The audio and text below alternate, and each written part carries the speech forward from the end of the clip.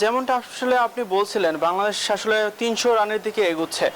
শেষ দিকে যারা আসছেন সবাই আসলে ওয়ান ডে স্টাইলে ব্যাটিংটা করছিলেন। তবে একটু আফসোসই হয় আসলে নাজমুল হোসেন শান্তর জন্য। তিনি ২৭ রানে প্যাভিলিয়নে ব্যাক করেছেন। তার সামনে কিন্তু দুর্দান্ত একটা সুযোগ ছিল একটি রেকর্ডে নাম লেখানোর জন্য। কারণ একটি টেস্টের মধ্যে পরপর ২ ইনিংসে সেঞ্চুরি করতে পেরেছেন সর্বোচ্চ ৩ বার।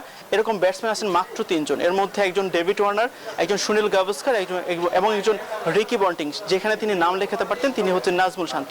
কিন্তু তিনি রিভার্স সুইপ করতে গিয়ে আউট হয়েছেন। তিনি ২৭ রানে প্যাভিলিয়নে ফিরেছেন।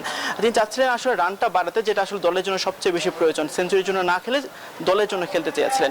আজকে যে এসেছেন মুশফিকুর রহিম, লিটন কুমার দাস, মেহেদী হাসান মিরাজ, সবাই কিন্তু আসলে রানের জন্য আসলে নাম নেমেছিলেন। কেউ আসলে টেস্ট ম্যাচে খেলার জন্য নামেননি।